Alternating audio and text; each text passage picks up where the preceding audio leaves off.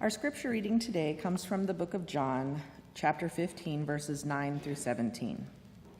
As the Father has loved me, so have I loved you. Now remain in my love. If you keep my commands, you will remain in my love, just as I have kept my Father's commands and remain in his love. I have told you this so that my joy may be in you and that your joy may be complete. My command is this: love each other as I have loved you. Greater love has no one than this, to lay down one's life for one's friends. You are my friends if you do what I command. I no longer call you servants, because a servant does not know his master's business. Instead, I have called you friends, for everything that I have learned from my Father I have made known to you. You did not choose me, but I chose you and appointed you so that you might go and bear fruit, fruit that will last, and so that whatever you ask in my name, the Father will give you. This is my command: love each other. This is the word of the Lord. Thanks be to God. Thank you, Brandy. So this message, these next two actually were born when Sally and I were watching a reality show program on television. And the program began with two men in conversation who had just been introduced. They were both African American. They were both homosexual. But that's kind of where the similarity ended, because in the conversation, it was very clear that they had two radically different senses of who they were. The first young man, they were both young men, was very insecure and lacking totally in self-confidence. He had been hurt, or I should say he had allowed himself to be hurt by his community and by his church. The words and actions and attitudes that he had received and or perceived, he'd taken to heart, and that told him who he was. And he was just kind of a mess in terms of self-confidence. The other young man was just diametrically opposite of that. He was confident and secure. He had heard the same things, experienced the same things, had the same attitudes expressed toward him in his community and church. But he had more of a sense of, people are going to be people, and you can't let them tell you who you are and control your life. And you got to be forgiving, and some people just don't understand. And you could see this gracious spirit about him that made this huge difference in the two people. It was so obvious. And I looked over at Sally and I said, here's the difference. This first young man lets the world tell him who he is, and he believes it, and he's a mess. This other man has a sense inside of himself of who he is, and he tells the world who he is. And that makes a tremendous, tremendous difference. Who are you? Who tells you who you are?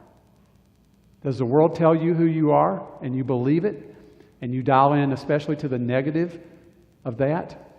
Or do you have a sense of self on the inside here that tells the world who you are, where you're able to live from a place of confidence and inner security? Who am I?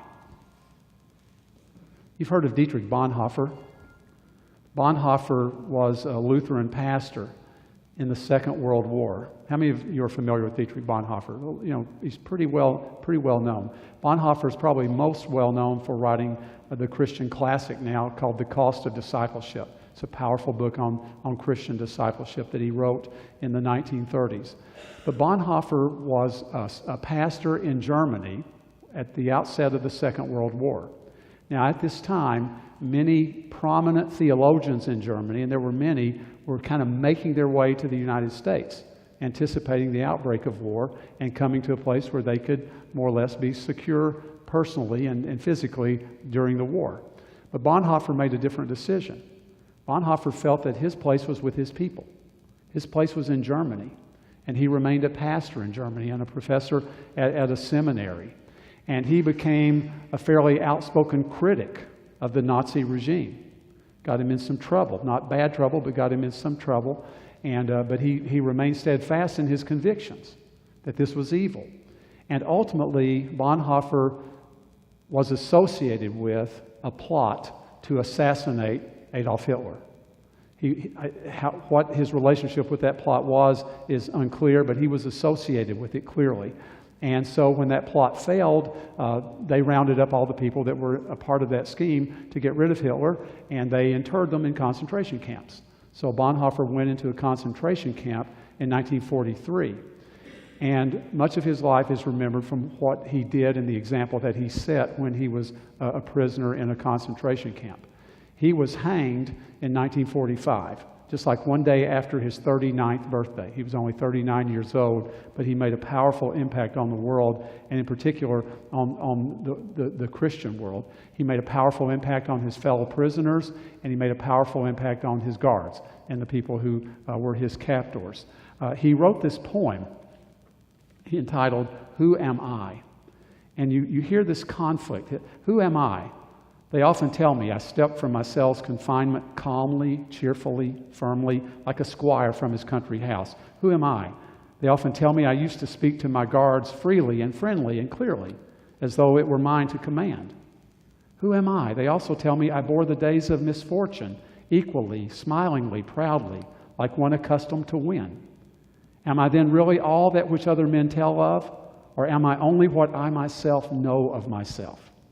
Restless and longing and sick, like a bird in a cage, struggling for breath, as though hands were compressing my throat, yearning for colors, for flowers, for the voices of birds, thirsting for words of kindness, for neighborliness, tossing in expectation of great events, powerlessly trembling for friends at an infinite distance, weary and empty at praying, at thinking, at making faint, ready to say farewell to it all. Who am I, this or the other? Am I one person today and tomorrow another? Am I both at once? A hypocrite before others, and before myself a contemptibly woebegone weakling? Or is something within me still like a beaten army fleeing in disorder from victory already achieved? Who am I? They mock me, these lonely questions of mine. Whoever I am, thou knowest, O God, I am thine. And here's a man of faith wrestling with this question of identity, realizing on one level he's perceived as a man of faith, as strong, as a helper, as one who ministers to others, even the guards in the concentration camp, but inwardly knowing I'm just a weakling, I'm empty and frail, I'm not made of near the stuff they think I am, and so it makes me feel hypocritical, but concluding at the end, you know, God, I am thine. And this is the little tweak to this idea.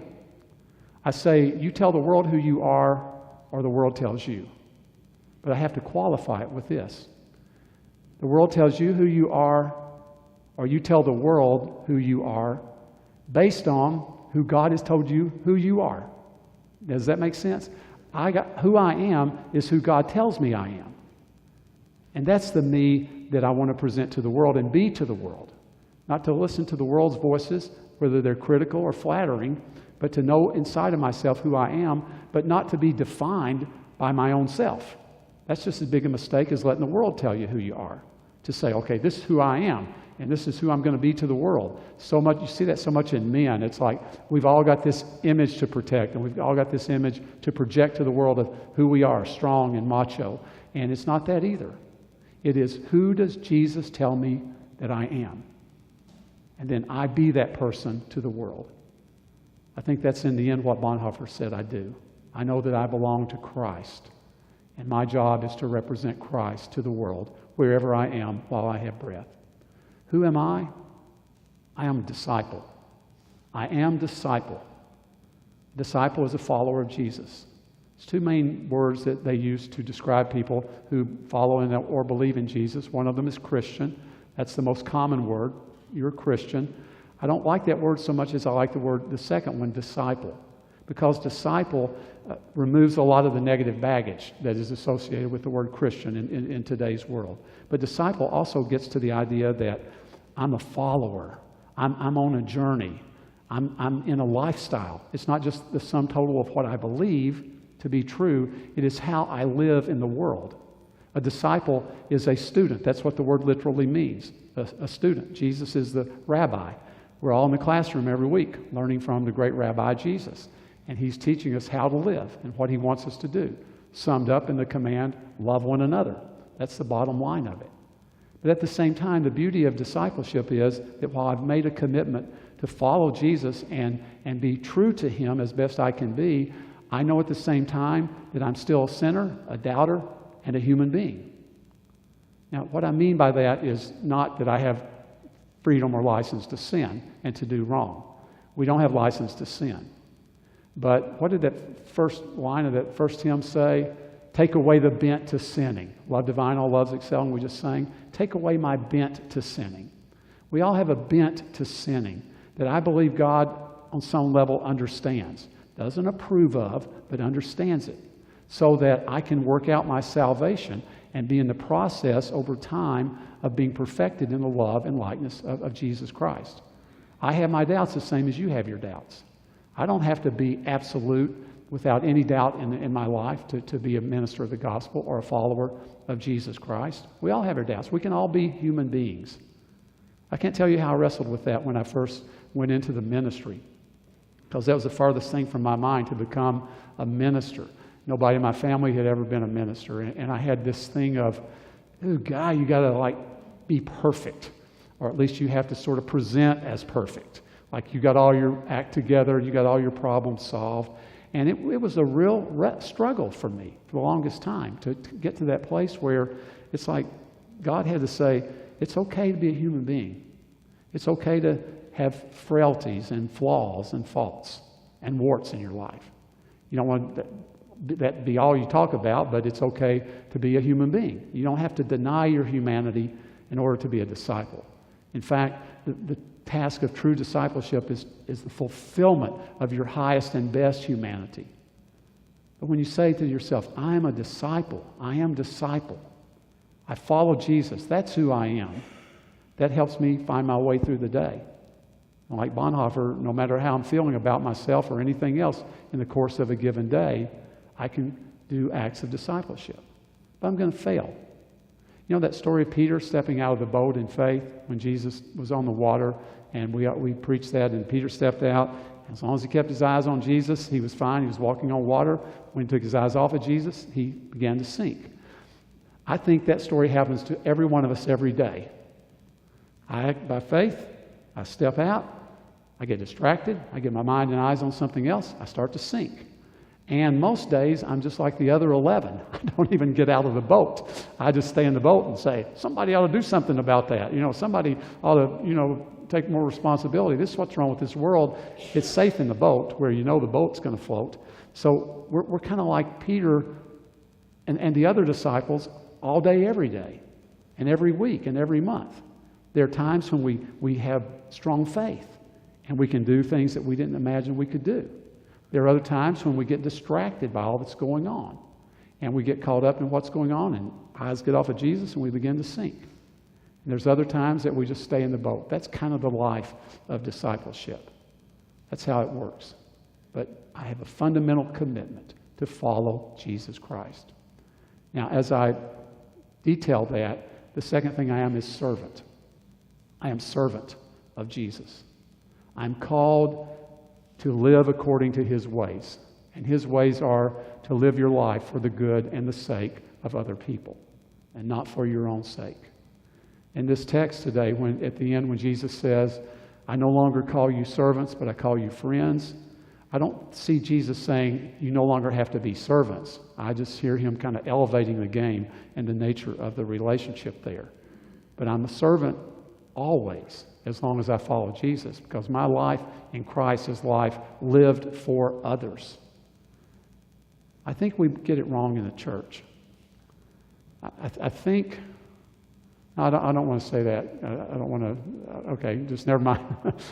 It's not a bad thing. Let me put it this way. I think we have too often in the church accommodated to people's agenda as worshipers and as preachers. And by that I mean I have needs, and I want the preacher to speak to my needs. I want the preacher to tell me how Jesus and how God meet my needs. And preachers accommodate to that. And we tell you how that your needs are legitimate and God's going to meet those needs. And that's been sort of the premise of a lot of preaching and a lot of approaches to Christianity in recent years.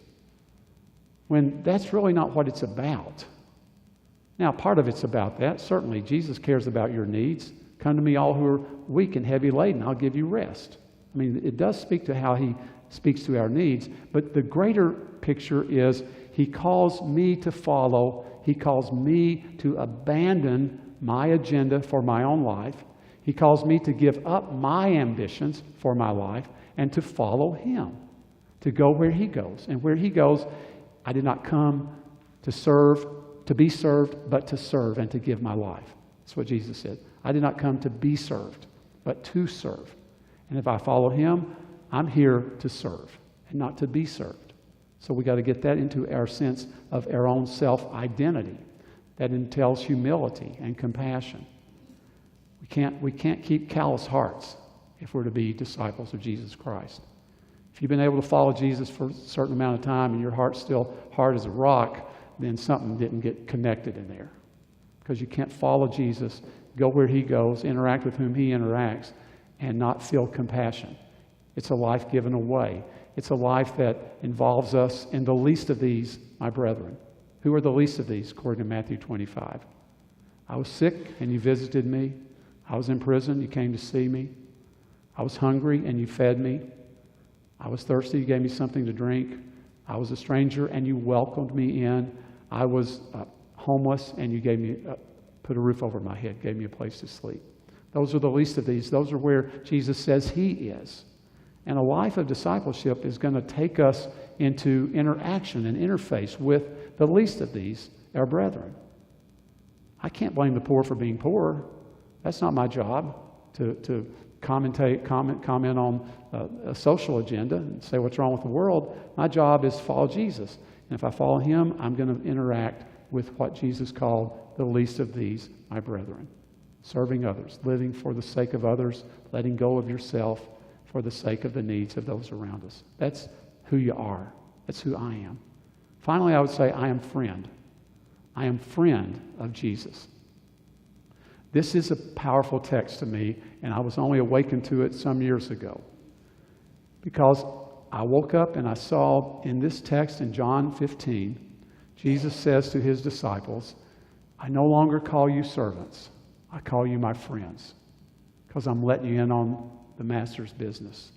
You're not just formally related to me. This is no longer a strictly formal relationship. This is about intimacy and personal relationship. This is about friendship. Where it struck me was this comes at the end of his ministry, not at the beginning. Now understand that chronologically. They didn't start out best friends with Jesus.